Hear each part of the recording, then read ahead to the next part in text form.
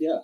మామూలుగా మనకి ఆంధ్రప్రదేశ్‌లో ఏదైనా కాదేది కవితకు అనర్హం అనే సిరీస్‌లు అన్నట్టుగా కాదేది రాజకీయాలకు అనర్హం. ఏం జరిగినా ఇది వైసీపీ అకౌంట్‌లోకి వేయడానికి తెలుగుదేశం వాళ్ళు ట్రై చేస్తారు. తెలుగుదేశం అకౌంట్‌లో వేయడానికి వైసీపీ వాళ్ళు ట్రై చేస్తారు. అట్లాగే ఇది రౌడీ షీటర్ అని చెప్తున్న శ్రీకాంత్. అతనైతే నేరం చేశాడని కోర్టే నిరూపించింది. అతను హత్య కేసులో లైఫ్ పడింది. అతనికి నెల్లూరు జైల్‌లో సెంట్రల్ జైల్‌లో అతను శిక్ష అనుభవిస్తున్నాడు.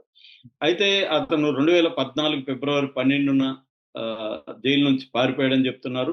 ఆ పారిపోయినాక 4.5 ఏళ్ళు అతన్నెవరు పట్టుకోలేదు. ఈ అనేది ఈనాడు రాస్తుంది.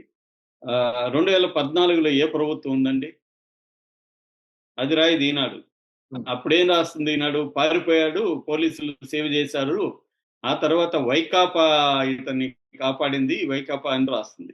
అంటే మనం చదివేవాళ్ళు చెవిలో పూలు పెట్టుకున్నామని రాస్తారా?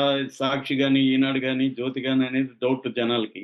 ఎందుకంటే 2014 ఫిబ్రవరిలో ఇతను పారిపోతే ఉన్నది తెలుగుదేశం ప్రభుత్వం గదా! తెలుగుదేశం ప్రభుత్వం మరి ఎందుకు ఇతన్ని పట్టుకొని 4.5 ఏళ్ళు ఉన్నది వాళ్ళే గదా! అవును. ఆమె గూడా అరుణ గూడా ఏం జెప్తుంది? ఇతను తెలుగుదేశం కార్యకర్తే సార్ శ్రీకాంత్ అని జెప్తుంది. దీన్నంతా ఇప్పుడు వైసీపీ అకౌంట్‌లో వేయడానికి ఈనాడు, జ్యోతి లేకపోతే అయ్యో! తెలుగుదేశం మీడియా అంతా ట్రై జేస్తుంది. వైసీపీ వాళ్ళేం జేస్తున్నారు? అసలకి ఇతనికి పెరోల్ ఎలా వచ్చిందిప్పుడు? ఇద్దరు ఎమ్మెల్యేలు రిఫరెన్స్ లెటర్ ఇచ్చారని ఆమె ఛానెల్‌కి జెప్తుంది. ఇద్దరు ఎమ్మెల్యేలు ఎవరు? తెలుగుదేశం ఎమ్మెల్యేలే గదా! ఇప్పుడిచ్చింది. సో, మరి తెలుగుదేశం ఎమ్మెల్యేలిస్తే ఆమెకి పెరోల్ ఎట్లా వస్తదసలు? మళ్ళీ వీళ్ళే ఏం రాస్తున్నారు? తిరుపతి ఎస్పీ వ్యతిరేకించాడు. నెల్లూరు ఎస్పీ వ్యతిరేకించాడు. జైలు సూపరింటెండెంట్ కూడా వ్యతిరేకించాడని వీళ్ళే రాస్తున్నారు. మరి ఇంతమంది వ్యతిరేకిస్తే ఎట్లా పెరోలొచ్చింది? అంటే హోంశాఖలో ఎవరో ఇన్‌ఫ్లుయెన్స్ చేశారు. హోంశాఖ ఎవరి దగ్గరుంది? అనిత దగ్గరుంది. మరి ఆమె బాధ్యత వహించాలా లేదా? ఆమె ఎస్కేప్ అవ్వడానికి ఆమేమో చెప్తుంది. అంటే ఇది తెలుగుదేశం ప్రభుత్వం కూడా ఇతనికి అనుకూలంగా ఉంది. తెలుగుదేశం ప్రభుత్వంలో ఐపీఎస్‌లు గావచ్చు, ఐఏఎస్‌లు గావచ్చు, కొంతమంది ఎమ్మెల్యేలు గావచ్చు, ఈమెకు అనుకూలంగా ఉన్నారు అనేది మనకర్థమవుతుంది. గతంలో వైసీపీ కూడా అనుకూలంగా ఉనుండొచ్చు. ఎందుకంటే కొంతమంది ఎలా ఉంటారంటే వాళ్ళు ఏ ప్రభుత్వం వచ్చినా చక్రం తిప్పేవాళ్ళు చక్రం తిప్పుతూనే ఉంటారు కొంతమంది.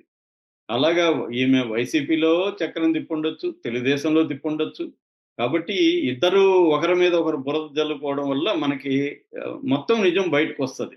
వీళ్ళు సగం నిజం చెప్తారు. వాళ్ళు సగం నిజం చెప్తారు. కాబట్టి మనం 2 గాని పరిశీలిస్తే అసలు నిజం మనలాంటోళ్ళకి అర్థమవుతుంది.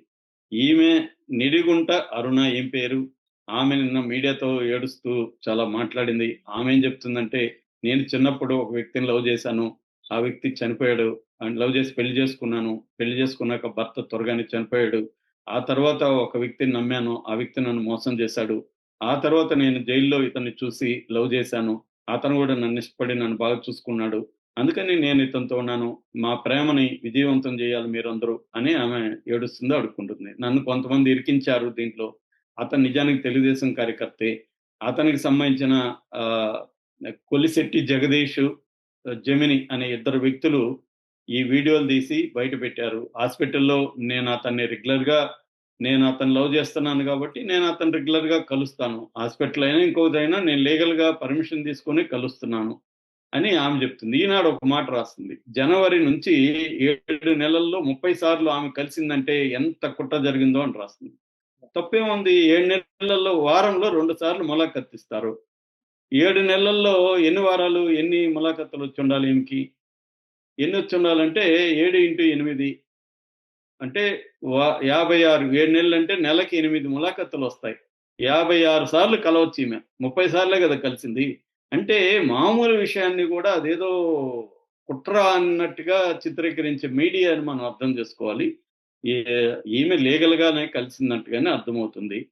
లేదు మ్యానిపులేట్ జేసి ఎక్కువ సార్లు కలవడం అనేది గూడా మామూలే. నేను నేను చెప్తున్నది నీకు గాని అక్కడ జైల్‌లో డబ్బులిస్తే రోజు గూడా ములాఖతులు. నేనున్నప్పుడు రోజు వచ్చేవాడు నా ఫ్రెండు.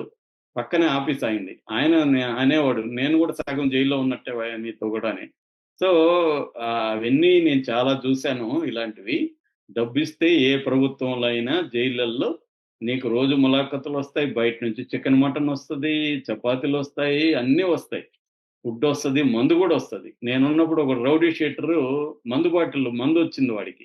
ఆ! దాన్ని వ్యతిరేకిస్తే గొడవకొచ్చాడు వాడు. గొడవకొస్తే నేను గూడా బెదిరించాల్సొచ్చింది వాడిని. ఎందుకంటే నేను నక్సలైట్ ఖైదీ కాబట్టి వాడికి భయమైపోయి చివరికి కాళ్ళ బేరానికొచ్చాడు. అన్నా అది అని. సో, ఇవన్నీ జరుగుతుంటాయండి. కాబట్టి ఈమె గూడా చేసుండొచ్చు. డబ్బుంటే ఈమె గూడా ఇప్పుడు వాళ్ళ ప్రియుడు లోపలున్నాడు. కలవాలనుకోవచ్చు. చేస్తది. అందరూ జేస్తున్నారిక్కడ. ఈమొకటే చేసిందా? ఈమొకటే నేరస్తురాలా? అందరూ జేస్తున్నారు. ఆమె గూడా చేసుండొచ్చు.